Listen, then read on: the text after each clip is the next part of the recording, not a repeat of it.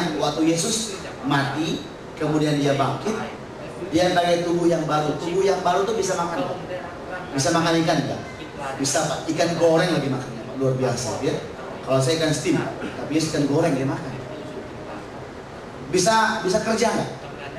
Bisa Pak, dia bisa bakar roti, tiba-tiba ada roti di pantai. Tapi dia bisa nggak kalau tiba-tiba datang tebus dinding? Bisa juga. Itu tubuh kemuliaan. Nah, sebelum pada persis saat Antikris menyatakan I'm the God, everybody has to bow and worship me. Pada saat itulah dikatakan, ini Alkitab mencatat ya, akan terjadi transformasi, transfigurasi. Tiba-tiba orang-orang yang ditemukan berkenan tiba-tiba berubah, bukan jadi Superman, bukan ya, bukan. Tapi tiba-tiba berubah mengenakan tubuh kemuliaan dan mereka akan terangkat. Ya, film-film banyak menunjukkan ini, terangkat. Yesus ketemu kita di langit kedua. Langit ketiga ini bumi, langit kedua angkasa, dunia roh, langit pertama sorga. Yesus akan ketemu kita di lapisan langit kedua, jemput kita. Kenapa mesti jemput kita di lapisan langit kedua? Karena lapisan langit kedua itu dikuasai setan. Ya, seperti anak kita, kalau pulang sekolah kita jemput. Kenapa? Aku kecelakaan Pak, aku diculik orang, takut diculik, takut segala macam. Kita jemput supaya aman. Yesus akan jemput orang percaya di langit kedua, ya kan, bawa kita masuk ke perjamuan kawin anak domba. Saya bicara sama kita.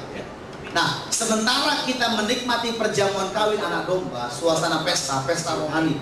Tadi doanya tidak pesta rohani gitu ya. Di muka bumi ini 3,5 tahun pertama terjadi kemakmuran yang luar biasa.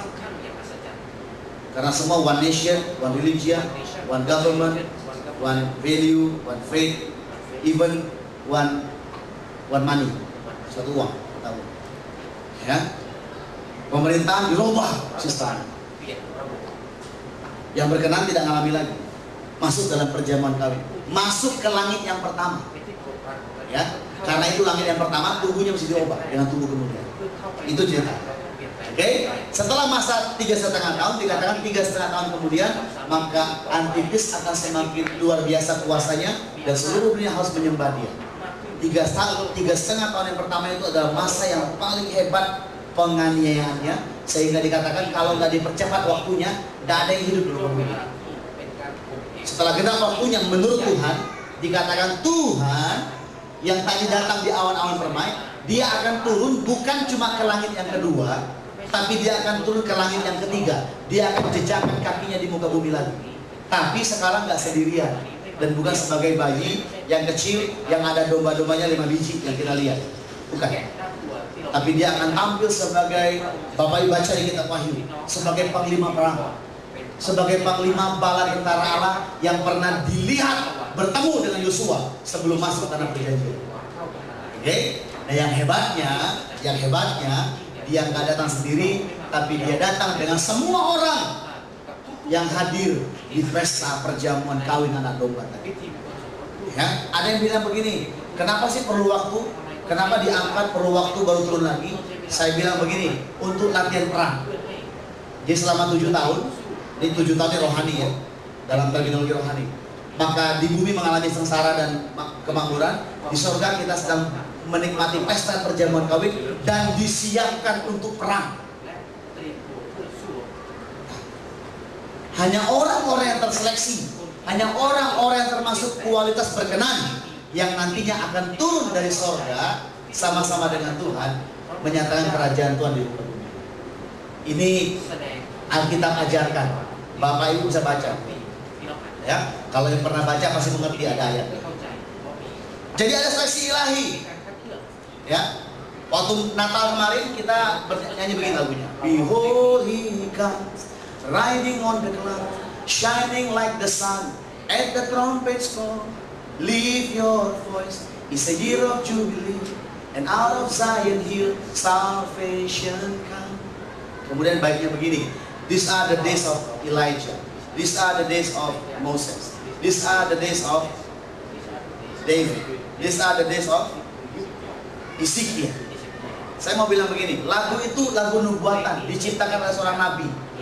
Akan ada 4 pengurapan pelayanan yang bergerak di zaman akhir ini untuk menyiapkan umat yang layak, umat yang berkenan, yang nantinya akan dijemput di langit lapisan kedua dan masuk ke langit lapisan pertama, tinggal di sana dalam perjamuan kawin anak domba dengan Tuhan.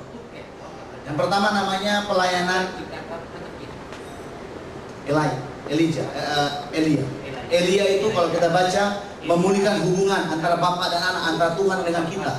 Kemudian ada pelayanan Musa, bagaimana Musa menetapkan prinsip-prinsip kebenaran. Gereja Tuhan akan dipulihkan hubungan dengan Tuhan dalam keintiman. Tapi gereja Tuhan juga akan diperlengkapi dengan senjata kebenaran seperti yang dimiliki oleh Musa. Bahkan dikatakan, kenapa demikian? Kenapa dipulihkan dan dipersenjatai? Sebab gereja Tuhan akan menjadi tentara perang bagi Tuhan. Ezekiel, tulang-tulang kering, the dry bone becoming flesh. Tulang-tulang dari bernubuat tiba-tiba jadi pasukan tentara yang kuat. Gereja Tuhan dipulihkan hubungannya, dibekali dengan kebenaran. Supaya apa? Supaya siap menyatakan kerajaan Tuhan atas muka bumi ini. Ya. Dan terakhir apa? Kita rebuilding the temple of praise. Kita bangun bait bagi Tuhan. Kita bangun, kita berikan kemuliaan bagi Tuhan. Tujuan Tuhan memulihkan hubungannya dengan kita, memperlengkapi kita dengan senjata kebenaran. Ya, supaya kita jadi pasukan bagi Dia yang nantinya mendatangkan kemuliaan bagi nama. Itu maksud lagu itu. Sehingga waktu Dia datang, Dia temukan kita sebagai orang-orang yang layak, yang berkenan. Nasihat yang kedua, akhir zaman itu bicara tentang seleksi ilahi. Jadilah berkenan kepada Dia. Amin. Katakan jadilah berkenan kepada Tuhan. Tutup mata semua kita. Close your eyes. Everybody close your eyes. Just close your eyes.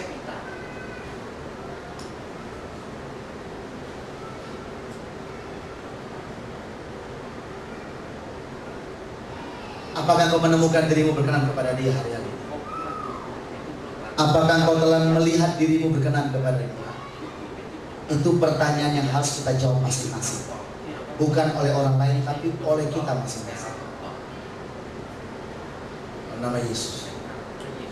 Amin.